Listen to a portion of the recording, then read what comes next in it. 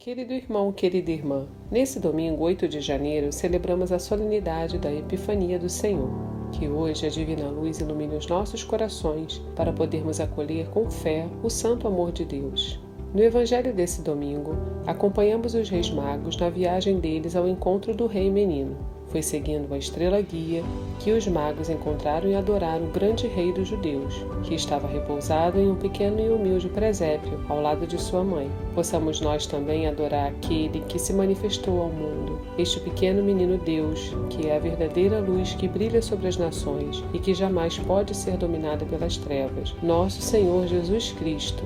Se você deseja também encontrar a luz que não se apaga, escute a seguir a homilia dominical realizada pelo Padre Antônio José. Se desejar, compartilhe com alguém querido. Você pode estar iluminando o coração de um irmão em meio às trevas. Deus abençoe muito você e sua família. E um abraço dos seus irmãos da paróquia Nossa Senhora de Fátima, Rainha de todos os santos. O Senhor esteja convosco. Ele está no meio de nós. Proclamação do Evangelho de Jesus Cristo, segundo Mateus. Glória a vós, Senhor.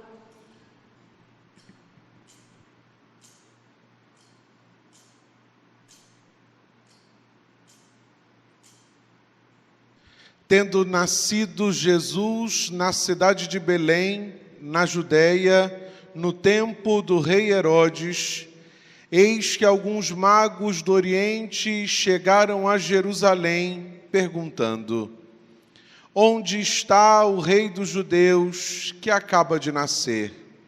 Nós vimos a sua estrela no Oriente e viemos adorá-lo.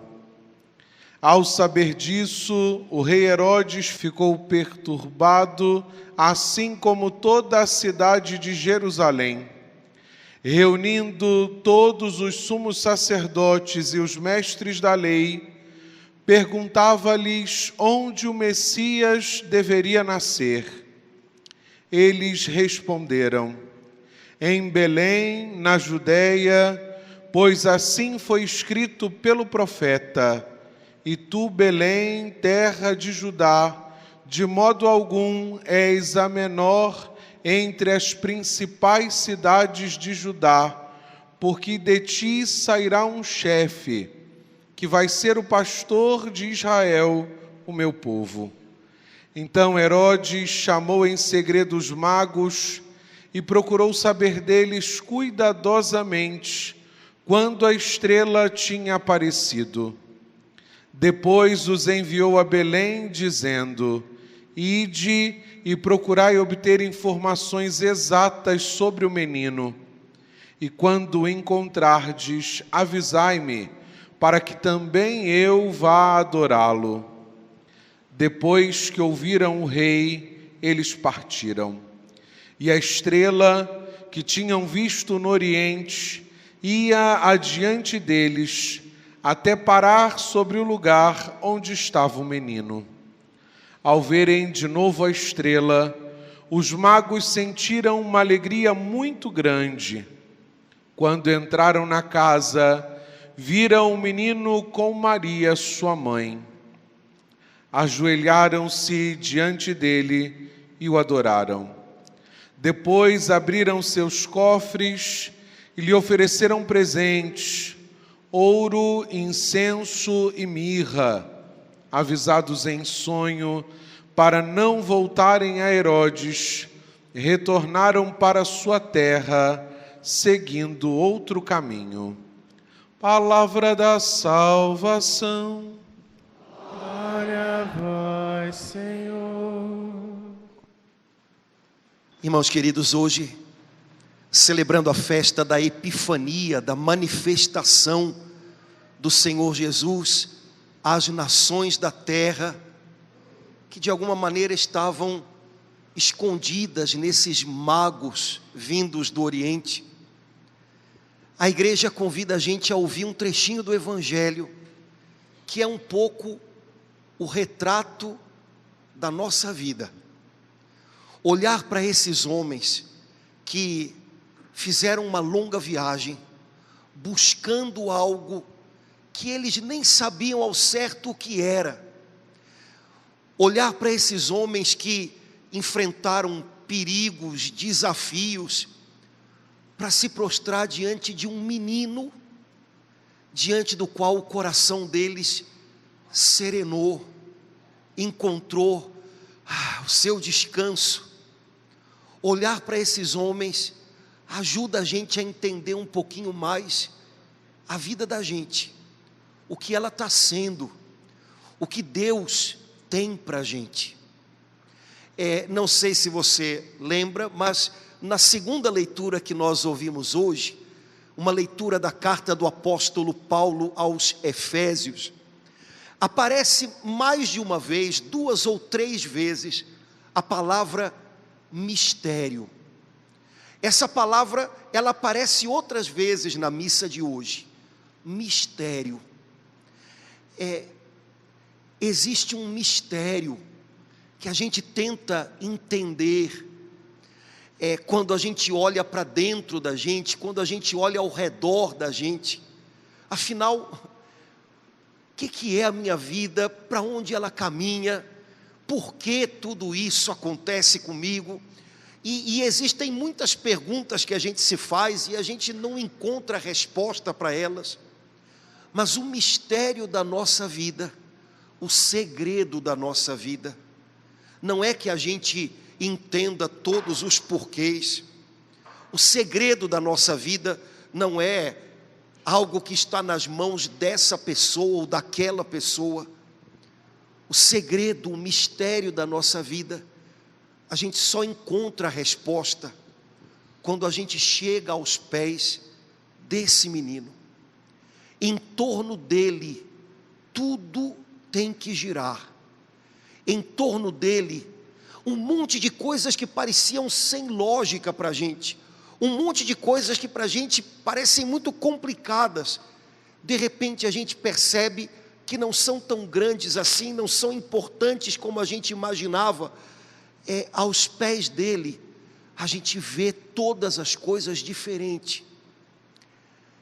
Se de vez em quando você se debate com umas perguntas que você não encontra resposta, ou se você já tentou encontrar respostas e acabou procurando em lugares que você sabe que não são os lugares onde você vai encontrá-las, volta para os pés dele. Ele é a resposta, ele tem respostas, ele faz as coisas terem sentido, até aquelas em que a gente sofre e não entende por que estão sendo do jeito que são. Assim como esses sábios do Oriente fizeram uma viagem comprida para encontrar esse menino, e aos pés dele encontraram tudo. Assim é a vida da gente. Não se debata em dúvidas, em complicações. Não busque respostas longe, nas mãos dessa ou daquela pessoa. Vá até ele. Ele tem algo a dizer, ele tem algo a mostrar, que faz com que as coisas valham muito a pena.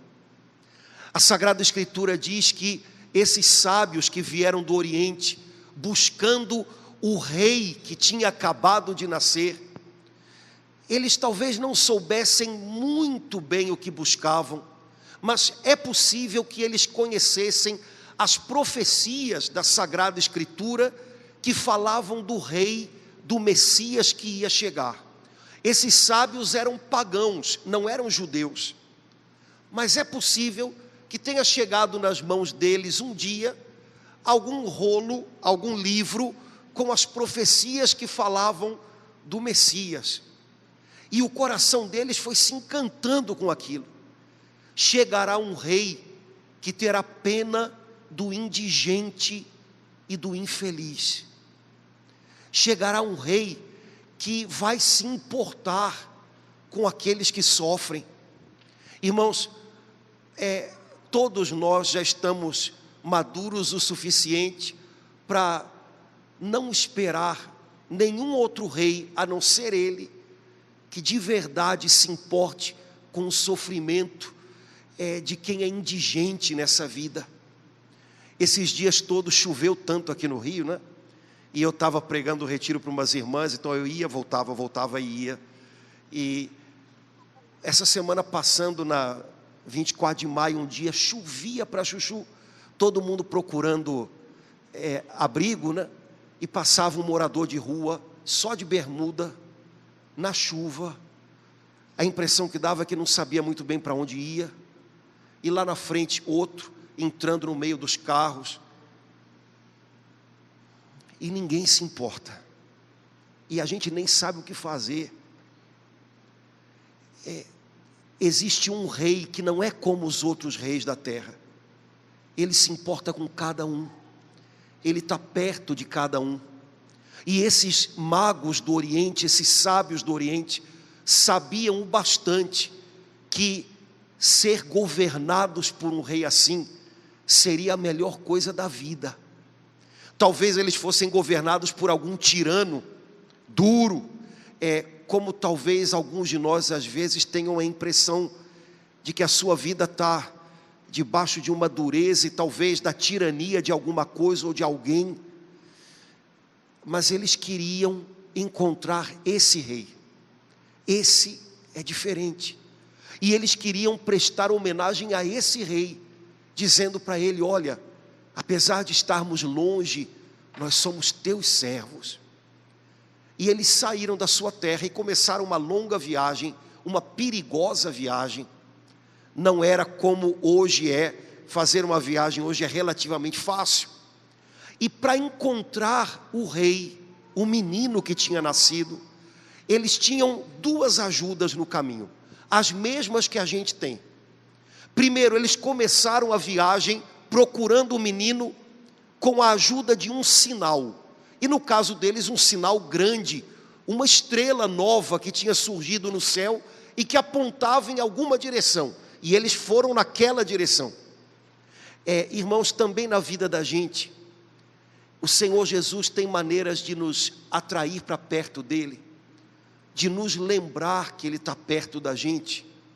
E uma das maneiras com as quais Ele faz isso é colocando na vida da gente sinais que de alguma maneira, em algum momento, lembram para a gente: você não está sozinho, eu estou perto de você, eu estou te trazendo para perto de mim. Eu tenho certeza que se você der uma olhadinha para a sua vida, nesses últimos meses, deve ter havido pessoas que foram um sinal de Deus para você. Alguém que de repente, no meio de um aperto, no meio de uma dificuldade, disse para você uma palavra que fez você respirar fundo e acreditar: não, vamos embora, vai dar certo. Talvez você tenha passado por alguma situação que parecia insolúvel, e em 10 minutos o que você não conseguia resolver em horas, em dias, pluf, resolveu. Você levou até um susto. Sabe, Deus tem as maneiras dele de nos trazer para perto e nos mostrar: eu estou cuidando de você, você não está perdido nesse caminho. Como é bom quando a gente é capaz de perceber a mão de Deus conduzindo a vida da gente, até em momentos em que parece que a vida da gente está sendo virada do avesso. Ele não vai para longe, e Ele ainda sabe o que está fazendo de nós. Mas os magos do Oriente, os sábios, chegaram só até um ponto do caminho, ajudados pela estrela, e chegaram em Jerusalém, que era a capital da Judeia. Chegando em Jerusalém, eles encontraram obstáculo. O obstáculo deles tinha nome e sobrenome: Herodes. Herodes era o rei da Judeia naquele tempo, um rei fantoche. Quem mandava mesmo era o Império Romano, o imperador de Roma. Mas o imperador tinha deixado Herodes lá, figura, deixa ele ali, ele colabora com a gente. Herodes não se importava com o povo, não cuidava, ele não era muito judeu, ele era metade judeu, ele não se importava com as pessoas, mas ele fazia um bom trabalho, estava ali. Só que esse homem, que não tinha sido posto por Deus onde estava, vivia debaixo do medo. Ele sabia que não era o rei legítimo, ele sabia que não era ungido por Deus, ele sabia que o povo não gostava muito dele. Herodes estava lá, mas moído pelo medo. Chegou a matar filhos e esposa, pensando que estava sendo traído por eles. Sabe o que deve ser para uma pessoa viver o tempo inteiro olhando ao redor e tendo a impressão de que está vivendo com inimigos, até que me prove o contrário, todo mundo me quer mal, todo mundo é meu inimigo. Herodes vivia com um sobressalto que não acabava nunca. E de repente tocam o interfone do palácio, os sábios do Oriente, para trazer uma notícia. Nasceu o rei dos judeus, o Messias, é aqui. Herodes fica aflito. Pronto, nasceu o verdadeiro rei, vou perder o meu trono. Eu tenho que descobrir mais dessa história, eu tenho que matar esse menino antes que ele cresça. Irmãos, quando a gente caminha com Deus, e quando a gente vai se achegando a Deus, no caminho, a gente também encontra obstáculo. Não sei, na sua vida talvez haja alguns nomes, talvez até pessoas que têm medo, vivem debaixo do medo, pessoas que não entendem, não descobriram o que Deus tem para elas, então elas têm medo de quem está ao lado, elas competem com quem está ao lado, elas acham que talvez tenham que tirar da mão do outro o que é delas, sei lá.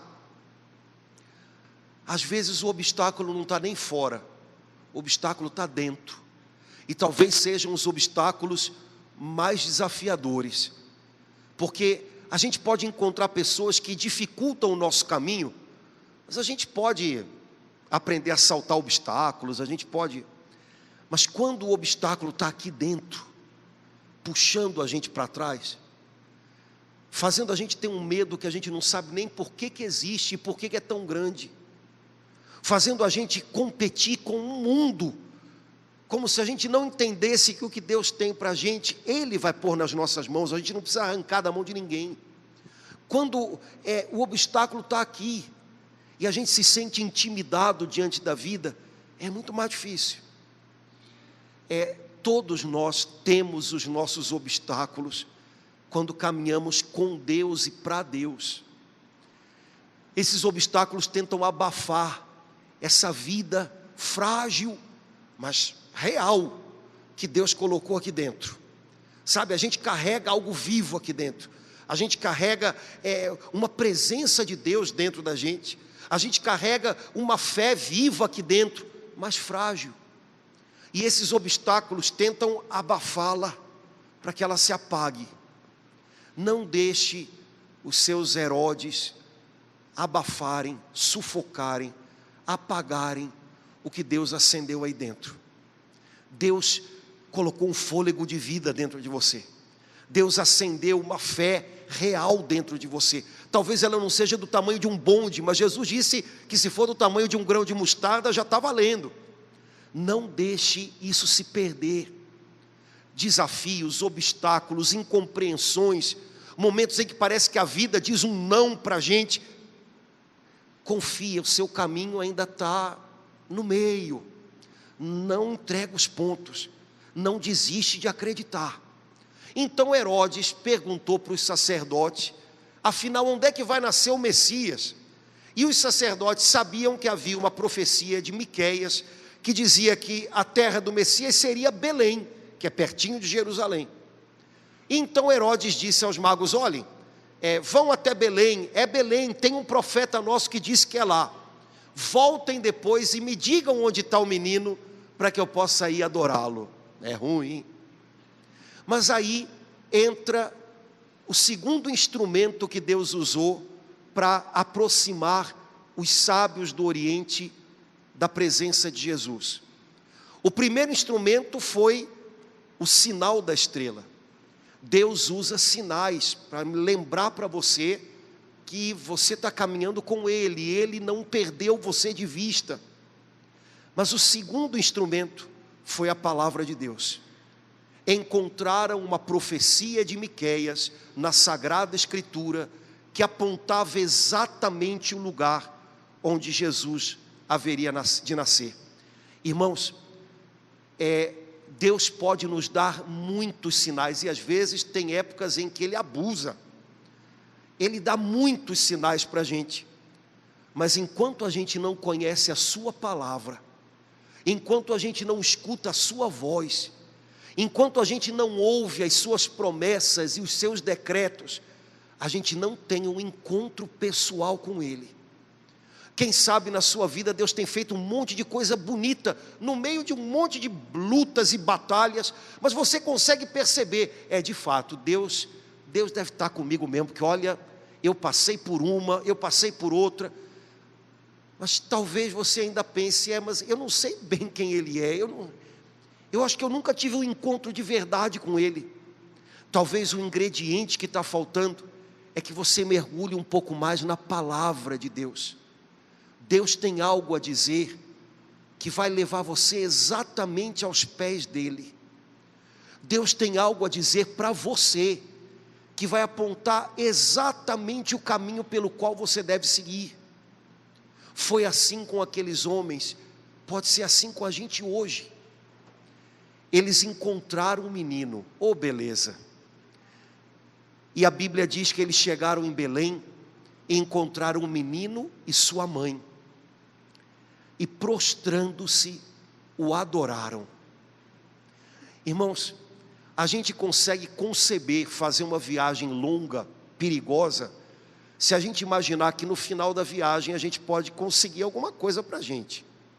Então imagina que chega para você um e-mail dizendo que a tia da sua tia morreu e deixou um negocinho para você.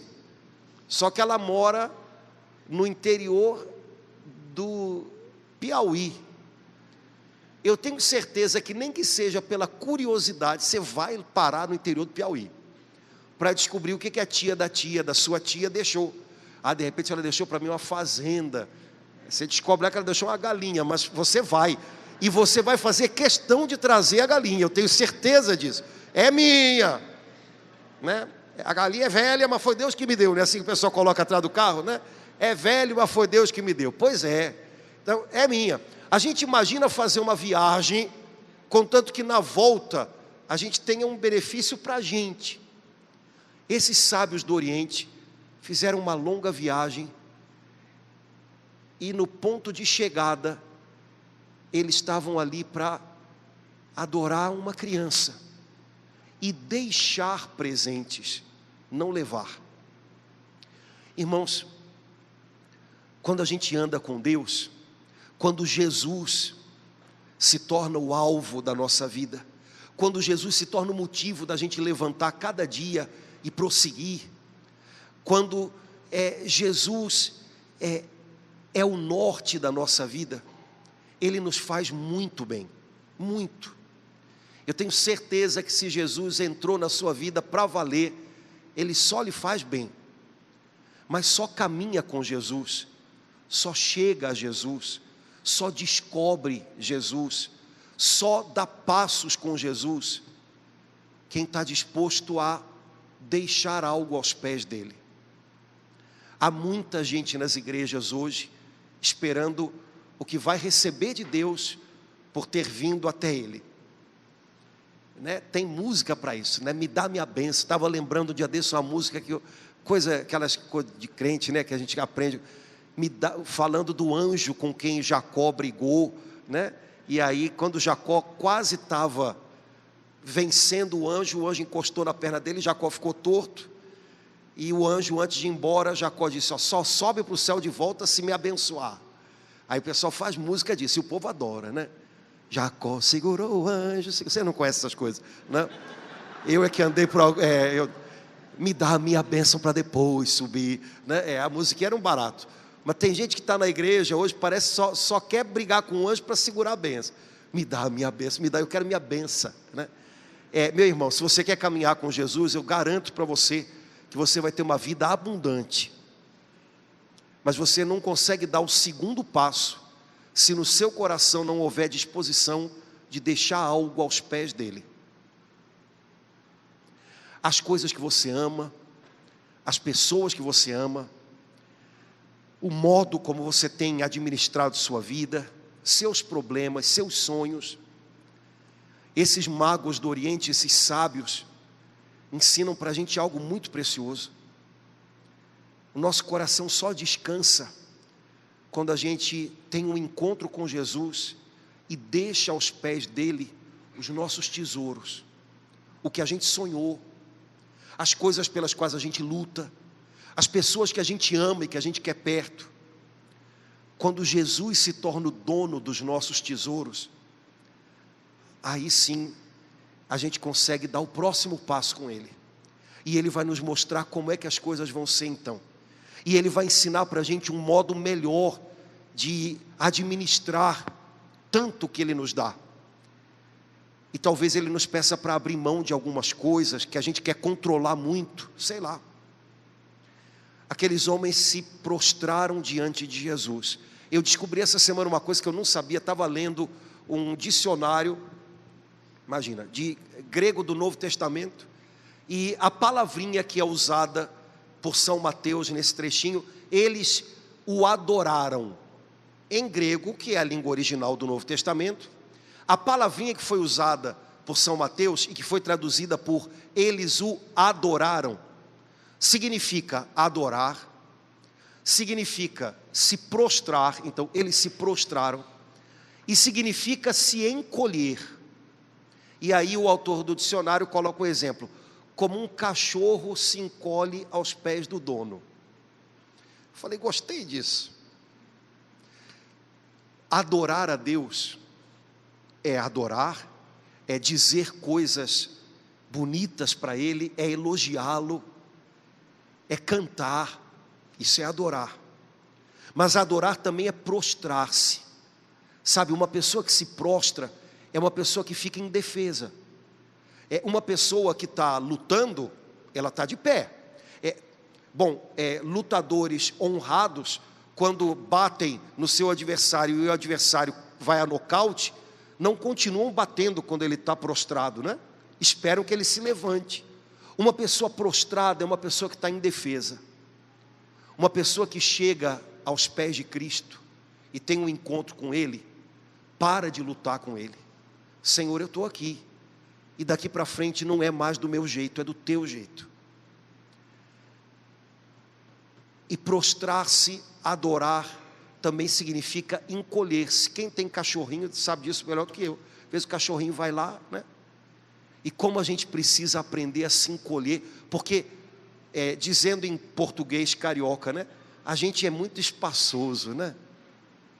E de repente a gente precisa aprender diante de Deus a se retrair, para que Ele cresça. Sabe, irmãos, a gente não é tudo isso. A gente precisa aprender a diminuir, para que Ele cresça. Aqueles sábios adoraram Jesus. Nosso coração só descansa, nosso coração só encontra o ponto de chegada, conseguir, quando o coração da gente se coloca diante de Jesus e a gente o adora. Tem coisas na nossa vida que não terminam enquanto a gente não adora. Sabe, tem situações na nossa vida doídas, que parecem uma viagem longa que não acaba nunca, e a gente fica angustiado com elas, e pensa nelas, e se fere com elas, e fica ressentido com elas. Tem situações na nossa vida que só chegam ao fim quando a gente desiste de se ressentir e adora. Senhor, nesse lugar onde eu estou, com essa dor que eu vivi, com essa situação que eu passei, eu te adoro. O Senhor é a minha paz. Eu me rendo diante do Senhor, eu não quero brigar com o Senhor é perfeito em tudo que faz, o Senhor deu, o Senhor tirou, bendito seja o nome do Senhor. Irmãos, tem coisas na nossa vida que só se acalmam quando a gente adora. Eles adoraram a Jesus e abriram seus cofres e deram presentes para Jesus. Eu tenho certeza que se eles tivessem dado um carrinho, Jesus ia gostar mais. Mas os presentes eram também cumprimentos de profecias. Isaías tinha profetizado ouro e incenso. Ouro, sinal de valor, né, de realeza. Reis usam coisas de ouro, né? A gente no Rio de Janeiro já não sabe o que é isso há anos, né? Sob o perigo de ficar sem uma orelha ou sem um dedo, né? Mas reis usam ouro, é sinal do valor que eles têm, eles se cobrem com aquilo, como um sinal de que eles valem. Pois então aqueles homens sabiam que Jesus é rei, e eles queriam ser servos desse rei, e levaram a Jesus o que tinha valor para eles, ouro. Levaram para Jesus incenso, porque eles sabiam que Jesus era um presente de Deus, era divino.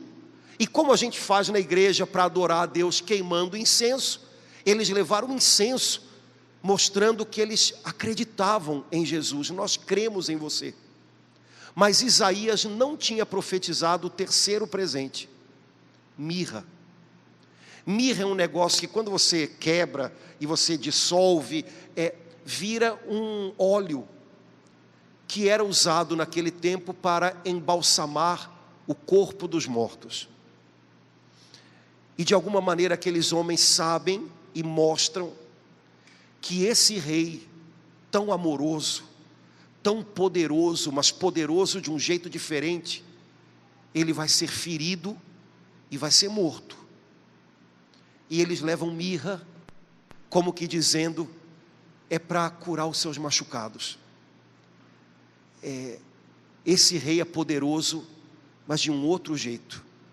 Ele não fere, se for preciso ele se deixa ferir, mas ele não fere.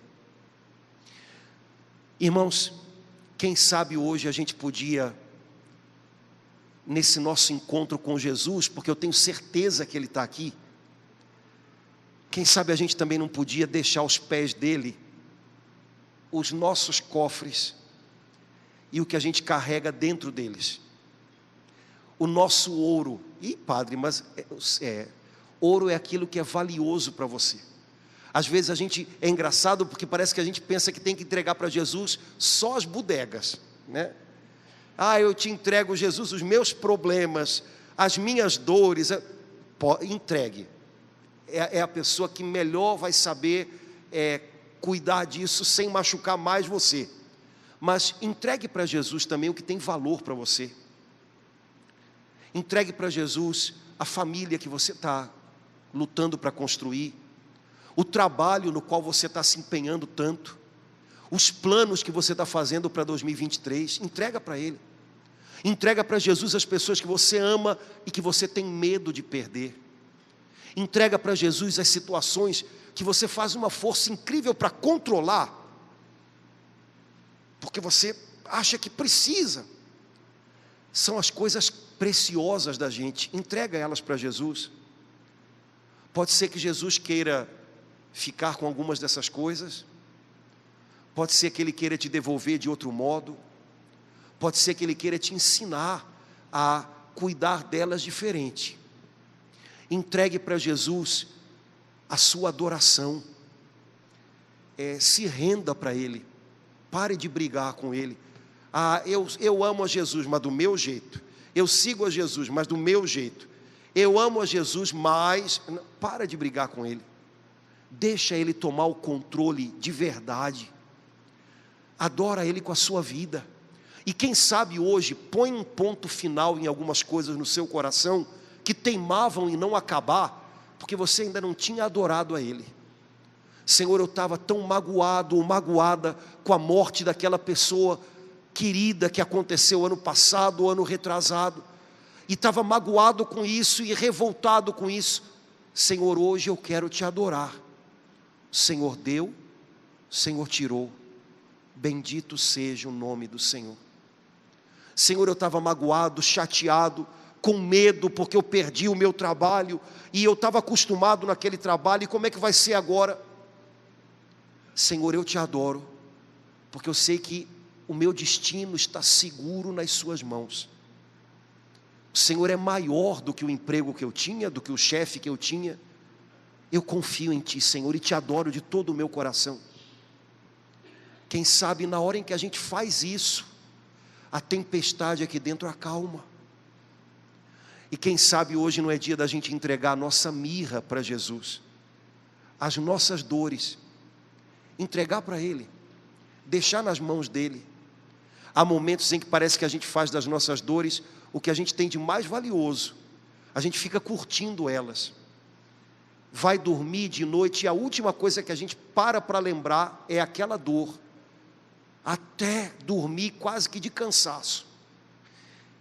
Quem sabe a mirra do seu sofrimento, dos seus machucados, você pode entregar também a Jesus, e Ele vai juntar as suas dores com as dele, e vai dar remédio para elas. A Sagrada Escritura termina o trechinho do Evangelho dizendo que os magos do Oriente ficaram um pouquinho por ali, porque eles dormiram, né? E tiveram um sonho. Nossa Senhora deve ter feito uma comidinha para eles descansarem. E aí um anjo avisou a eles: não voltem pelo mesmo caminho que vocês vieram. Não vão até Herodes. E o Evangelho termina tão bonito: eles voltaram para casa por outro caminho. Lembram que um dia Jesus disse: eu sou o caminho, a verdade e a vida. Eles voltaram para casa por outro caminho. Esse caminho chamado Jesus, que às vezes muda a rota da gente, mas que é a nossa segurança e a certeza de que a gente vai conseguir prosseguir até o fim. Meus irmãos queridos, a gente chega aos pés de Jesus, até aqui, fazendo o caminho que a gente traçou. É assim, a gente planeja, e a gente planeja bem para chuchu, anos da nossa vida. A gente faz um caminho até chegar aos pés dele. Quando a gente se rende aos pés dele, ele ensina para a gente um caminho melhor. Ele se torna o nosso caminho. A gente deixa para trás o caminho inseguro, no qual a gente está envolvido com um monte de coisas que pode matar a gente. A gente deixa para trás os caminhos que não levam a lugar nenhum. E de repente, dia a dia, andando com ele, a gente descobre um caminho melhor. Volta para sua casa hoje por outro caminho, por esse caminho chamado Jesus. Ele vai ensinar você a fazer um caminho diferente com a sua família. Talvez a gente já tenha lutado tanto pela família da gente, que a gente já chegou ao momento de lutar com a família da gente. A gente ama, a gente quer fazer bem, mas a gente só vive brigando, e ele vai te ensinar um outro caminho, um outro jeito. E quem sabe você tem um monte de coisas complicadas acontecendo na sua vida, e tem uns desafios grandes a enfrentar, e você já ficou biruta de imaginar soluções. Ele vai te mostrar o caminho melhor. Quando a gente encontra com Jesus, a gente volta para a vida da gente por um novo e melhor caminho. Quem sabe não é esse caminho que Ele quer te ensinar a partir do final dessa missa de hoje. Que o Senhor possa encontrar o nosso coração hoje aqui adorando a Ele, e que adorando a Ele as coisas serenem dentro da gente, e que serenando a nossa alma, Ele ensine a gente a começar o caminho seguro, o melhor caminho, que é o que a gente faz de mãos dadas com Ele.